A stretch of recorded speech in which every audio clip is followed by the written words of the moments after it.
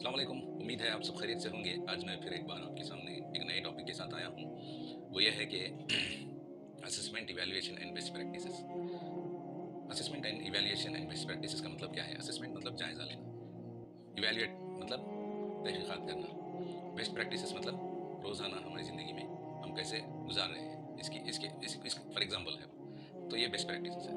तो हर एक बिज़नेस के एतबार से हो, या प्रोफ़ेशन के एतबार से हो, या टीचर के प्रोफ़ेशन के एतबार से हो, या पेरेंट मतलब वालिदैन के एतबार से हो, हर चीज़ में इवैल्यूएशन ज़रूरी है, असेसमेंट ज़रूरी है और बेस्ट प्रैक्टिसेस भी ज़रूरी है। वो कैसे? मैं आपको बताऊँगा। देखिए, कोई एक बिज़नेस सेटअप करते हैं, थोड़े दिन जाने के बाद उसको असेस करते हैं, इवैल्यूएट करते हैं और बेस्ट प्रैक्टिसेस उसमें ऐड करते हैं। वो कैसे करते हैं?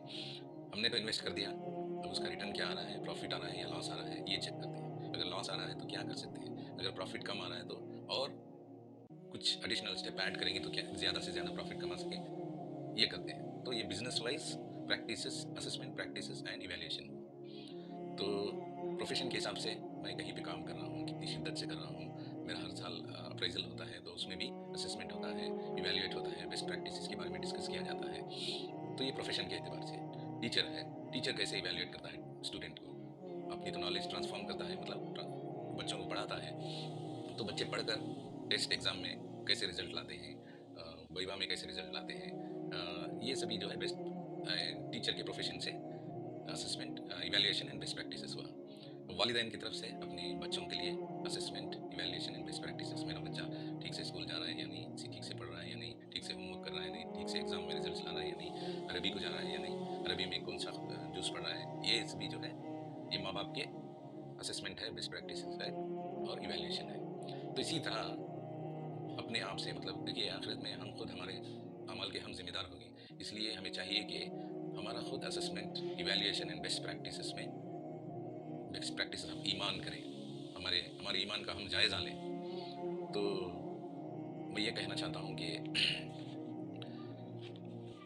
इवैल्यूएशन जो है, जब हम इवैल्यूएशन 3 चीज़ों पर करता है। एक, जो हम पास्ट में कर चुके हैं, एट प्रेज़ेंट में क्या है, आगे हम क्या कर सकते हैं और अपने गुनाहों को कैसे रोक सकते हैं, ये 3 चीज़ों पर है इवैल्यूएशन।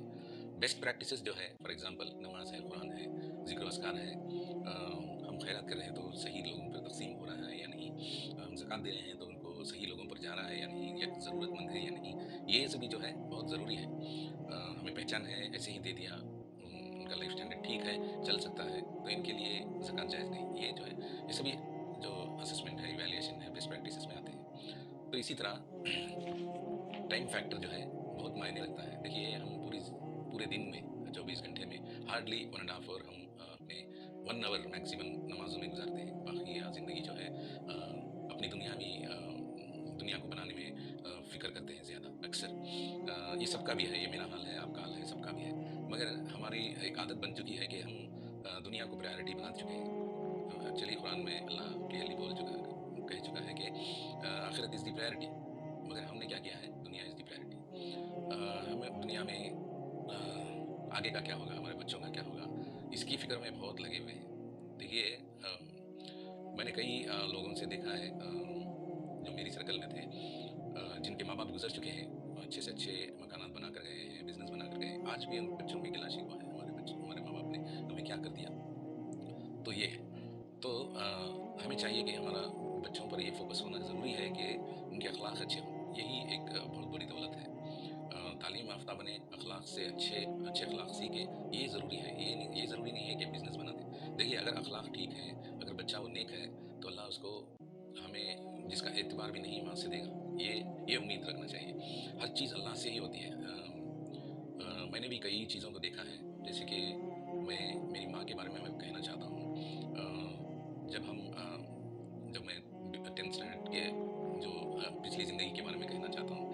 मेरी माँ को मैं आज भी याद करता हूँ तो मुझे बहुत अफ़सोस होता है, क्योंकि और मुझे खुशी भी होती है। मेरी माँ इतनी तक़वा परहेज़गार थी कि किसी की आजीज़ ना हुई, ना किसी के सामने जाकर अपनी मजबूरी, अपनी तकलीफ़ों को बयान की।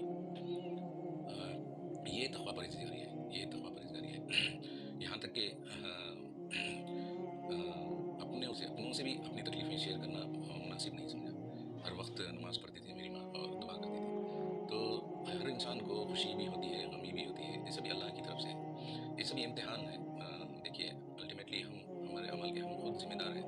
तो इसीलिए चाहिए कि हमें असेसमेंट करें, इवैल्यूएशन करें और बेस्ट प्रैक्टिसेस को अडॉप्ट करें।